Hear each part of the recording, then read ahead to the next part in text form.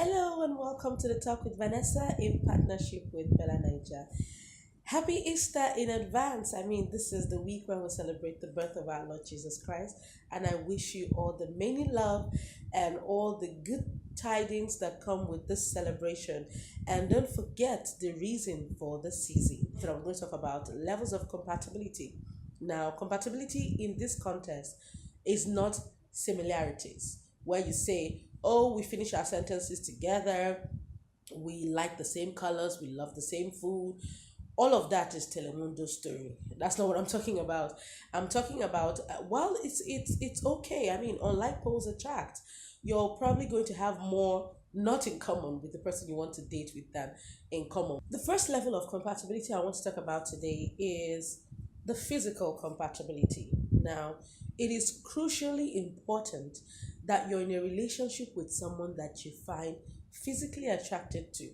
I mean, I've had cases where people come and they talk about how good and wonderful their relationship or the person is, and then they go with that clause, but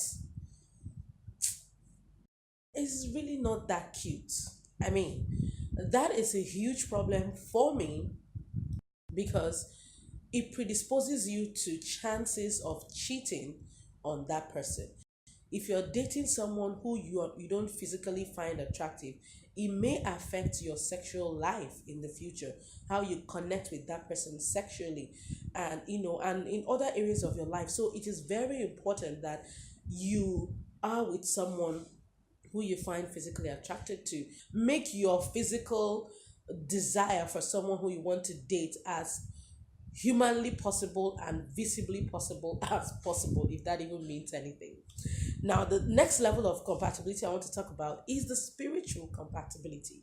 Now, the spiritual compatibility means don't be a tongue talking, spirit filled Christian and then you want to be with a club girl or you want to be with a club guy with the hope that when you now get married to them, you're going to keep them from enjoying the life that you met them in.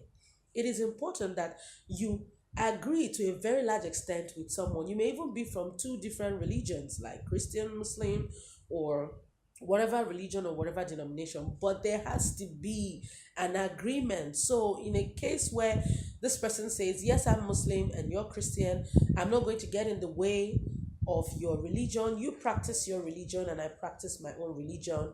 Well, in some cases, it's worked for some people. My question usually is, so what happens to the children? Are you going to divide them? Some will say, well, when they grow up, they decide the kind of religion that they want to belong to. I don't advise that because I strongly believe that you should train up a child in the way that child should go. And when that child is grown, they will not depart from it. Even when they are grown, what you have taught them sustains them until the point where they are old enough to make their own choices. The next level I want to talk about is medical compatibility. Of course, we've seen cases where someone who is AS wants to get married to someone who is AS and things like that. While these people claim that they are in love, they want to be together, we can't do without each other, they consider the child that they are going to be bringing into this world to face pain, to face discrimination. And the truth is that not a lot of marriages survives the pain of having to care for a sickle cell anemia child.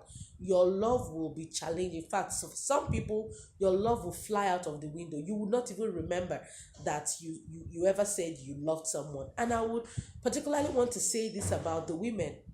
In cases like this, women are the most endangered species because you're the one that is going to be in the hospital, staying there all night with that child, having to watch your child go through pain, and you can't do anything about it. It is important that you're crucially, in fact, if you're an AS genotype, it's important that once you get into a relationship, don't wait until when the person say I want to marry you. No, that you would have invested a lot of emotions that makes it impossible or difficult for you to back out of that relationship. So first things first, you get into a relationship with someone and you find out that this person, you're liking this person. So at that point where you're liking that person and you find out that like is reciprocal, it's important that you tell that person, I don't know where this relationship is going, and this is how I feel. I really like you and I think you also like me. So in order for us not to waste each other's time, this is my genotype. I will advise that we go and have a test so that in case you're the same genotype as myself, we start now to say our goodbyes, not wait until when we have been together for 2 years or 1 year and all the loveliness and all, and then at the point when I want to say I do, I now find out that we can't do. That's a lot of energy that you have already wasted. So the next level that I was trying to talk about was the financial compatibility. It is important. I will say that again. It is crucially important that you understand this level of compatibility. It is very important that you understand. I always say this, to thy own self, be true. You need to know this person's financial prudence. Is this someone that loves to save? Is this person stingy? Many people disguise stinginess in the name of I love to save. You want to understand that you and this person have the same level of understanding about money, what you should spend your resources on and what you shouldn't. I will continue these levels of compatibility next week. Until then, keep loving, keep living, keep enjoying. Hasta la vista.